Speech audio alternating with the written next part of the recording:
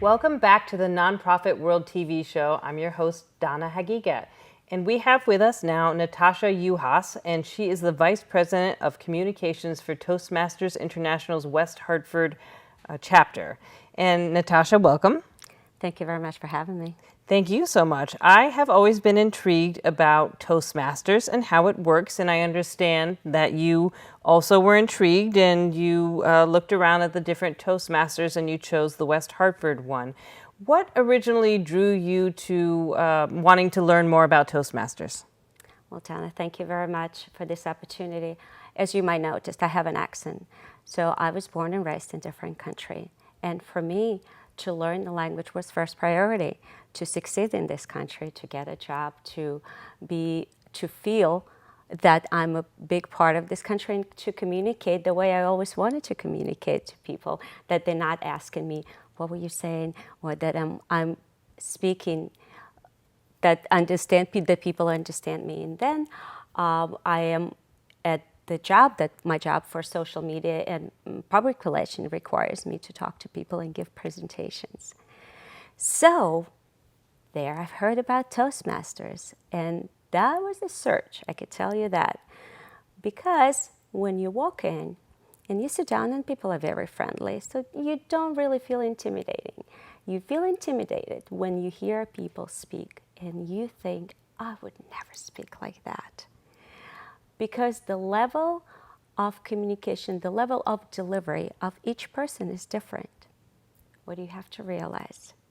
That they started a long time ago or not, just like me. Maybe the different ways of life, maybe they are born in this country, but something that made them to come to this organization and seek for help and ask questions. And that was the process I started to bring him back, other than just shutting myself down and say, I will never speak like that and leave. I gave myself another try and another. And I went to a different club, and West Hartford was one of them. And those guys just blew me away. They were so nice, and they were so supportive that there were no doubt in my mind this will be my, as I call, home club. So tell me a little bit about, let's say, a typical first meeting. Let's say I happen to live in West Hartford myself. What if I visited the West Hartford Toastmasters? What would I typically experience in the first visit? Well, for you to come, I'm going to keep it a secret. Oh, okay. But there is a structure. Everybody is given an agenda, what's going to happen. So if you don't know anything about Toastmasters, you at least will have something to look at. There are different roles that we play. There is a Toastmaster that's actually a conductor that conducts the whole meeting. But for the most part, people will first of all welcome you. For the second part, you will be introduced to the whole group, and you will say something if you want to. What are your goals? Why are you here? Who you are? And have that little bit of attention to yourself that always feels good for a guest to feel welcomed. And that's the first thing that we're going to do when you come to our club. We introduce you to everyone. You will hear everybody explaining their roles during the meeting. Let's say we call them our counter. And it's not just our. When we speak, we normally use, not normally, some people use, some people don't, those and and the filler words. The filler, yes. They call the crutch words. So there's something that we trying to fill the gap, and sometimes we don't even notice. I can assure you, after a couple of meetings, you will hear those words every time anyone speaks. Now it is absolutely, it's addiction. You kind of hear it. You hear them all the time. So one of the goals is speak clearly without using filler words. The second goal is the learn. And I think that was my first goal, to learn the language, to learn different words. We call that word is a word master. So word master comes in and introduces a word that not normally uses, you don't normally know in a conversational language. And the meaning of the word and how it's used in a sentence. So every time during a meeting, if you use the word, you hear a little ding. You get like bonus points or something? You get the bonus points and the cash and the, no, you don't get any cash. But it also, what it does, it brings attention back to that word, how it's used by others. So people are encouraged to use those words. When I was a Toastmaster, I brought word moxie. And I still have my moxie. That's right. You brought your moxie today. I brought my moxie today. I always have my moxie with me. But to me, this is not type of word that I would normally use in my conversational language. So the learning part is the biggest, I think, part of Toastmasters. You learn every time you come in. You learn every time you practice. When people deliver these speeches, usually it's between 3 and 4 speakers we have. Our club is quite large, 30 members. A couple of days back, we had a meeting and we had 6 guests. And we have full house, and it was so good to see that people are interested. Speakers are using their manuals. There are different structure manuals, and they work on their speeches according to those manuals. Manuals are teaching you how to express yourself, how to use certain words, and give you a lot of directions on how to conduct your speech, which is really, really very helpful in a way. What do you want to do out of it? It's not like you just want to speak for 5-7 minutes, which in other people, they are timed. So Donna, the show is, let's say, how many minutes? Right. You can't go over that because nobody's going to give you those minutes. Again, if you're short, then you're staring at the camera, which is not a really good thing either. And to be with that time frame in any world, if you're giving speeches in the audience for nonprofit organizations, or you're giving speeches at in teaching class, you always have that timing in mind, that this is what I wanted to say, this is how I want to open my presentation, this is how I want to end, and this is what I do in between 5 and 7 minutes. There's a lot of techniques that go into They speeches. say timing is everything. So tell us a little bit about how you became the VP of communications. We started talking about how you were just sort of shopping around and you landed on the West Hartford chapter as your home chapter, and you're loving it there, it sounds like. How did you end up taking a leadership role?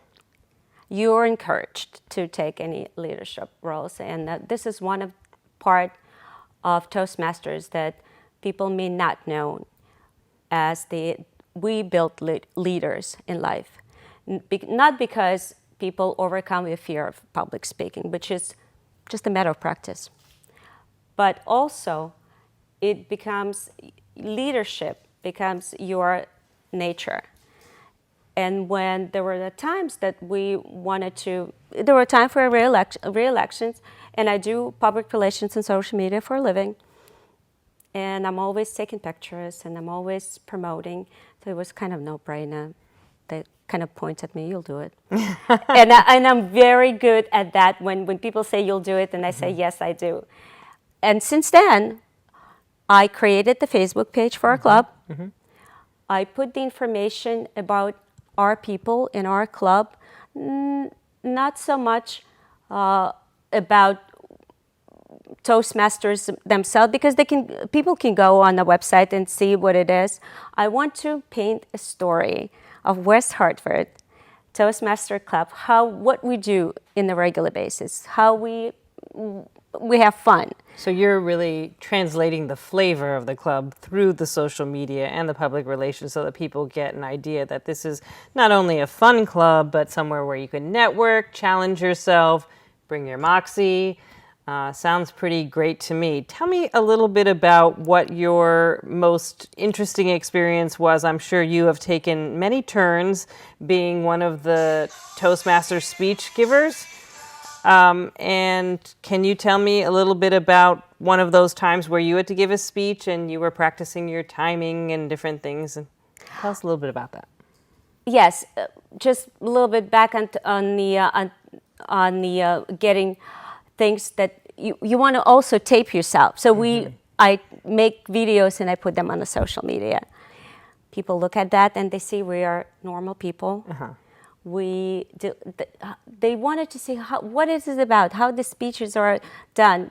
And I got into myself a little bit film editing. So I put little pieces of our videos and our friends that making, delivering speeches and making fun video with the little sound effects. For myself, I like to tell story with every speech that I create. And the storytelling is a big part of social media as well. If people don't interested in you and your story, they probably, you're wasting their digital time. Sure. As they say, you have to educate people, make some type of, get some interest, or leave Engage them. yeah, Right. engage Pull them, in. or leave them alone. Don't waste the time. So my stories, and I always wanted to tell the story, how does it feel to be one way or another? And my story was about having the, being on the TV show, and I called it Lights, Camera, Action. A lot of people, and myself included, think of it's absolutely frightening experience. Not just because you are in front of camera and you don't know who's watching you and how you're speaking to others and what do you say and what to expect, or what something goes wrong, how you react. My speech was Lights, Camera, Action. And I felt that on a set, after overcoming this nervousness, which is very understandable. Sure. Who doesn't get nervous? Tell me if you don't get nervous. Right, of course. Every time they say action, they don't say action, they count. Your heart should sing. Sure. And then you feel relaxed because you know what you're talking about. Or you know you engaged in conversation. Or it's something interesting. Or people make you cry or laugh. Hope you're not going to make me cry now. No, I'm not going to make you cry. Okay, you're not Barbara Lortz. You're not going to make me right. cry. She's notorious for that.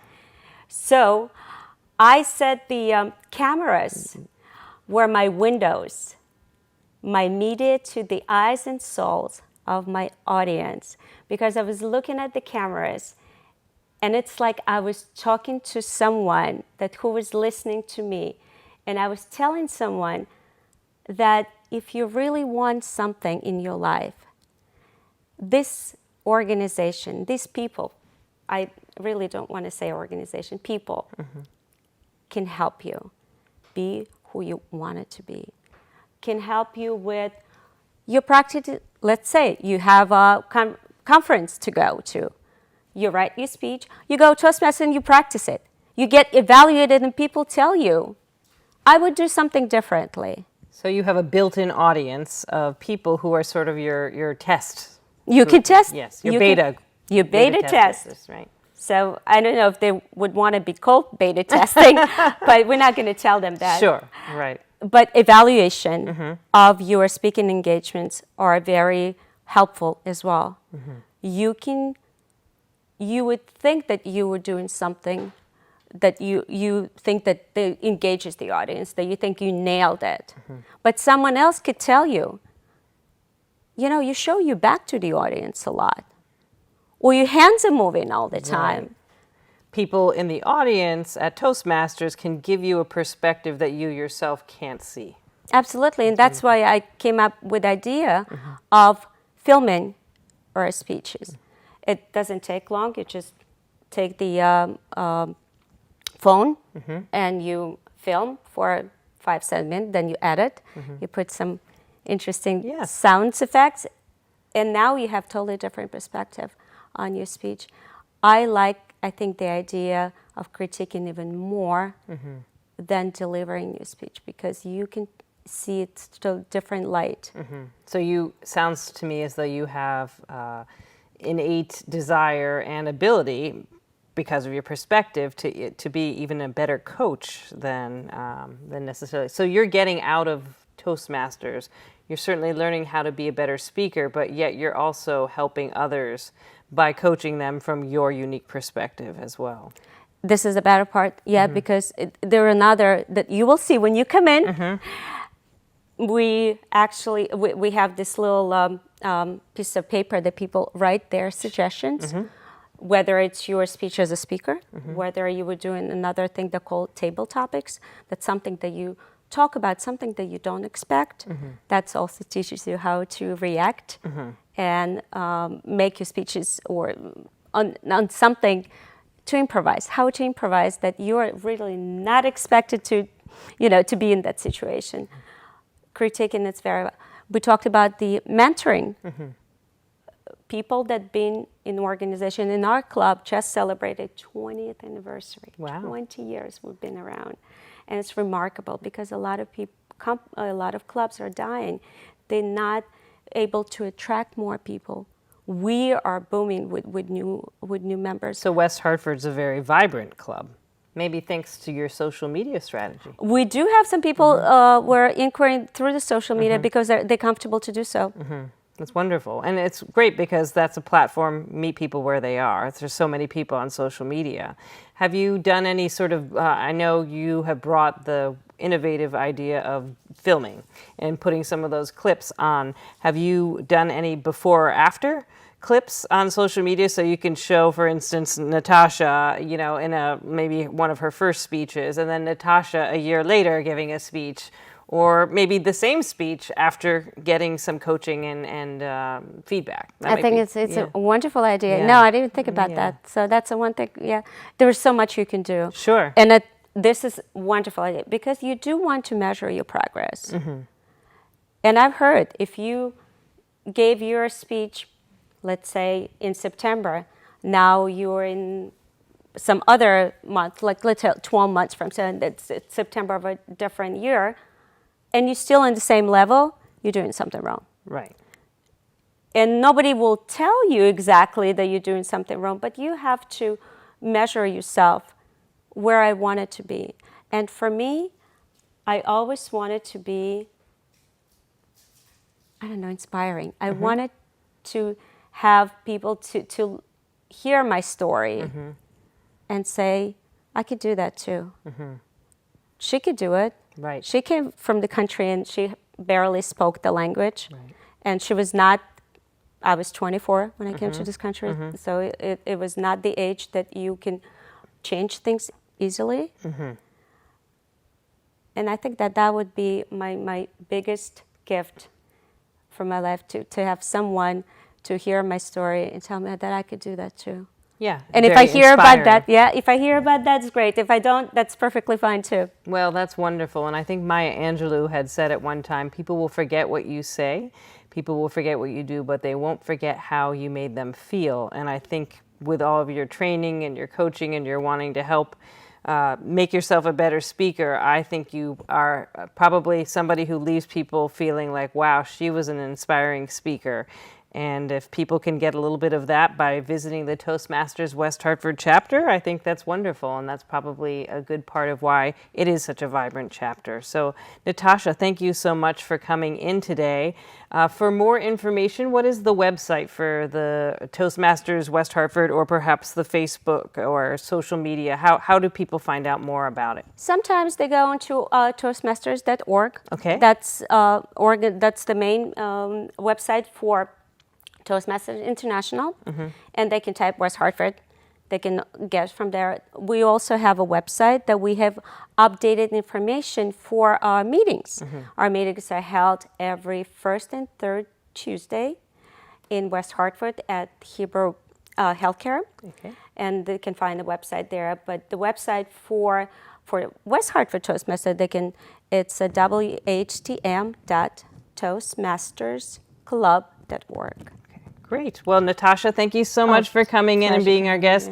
This has been another great episode with Natasha Juhasz, the Vice President of Communications from Toastmasters International. Thank you.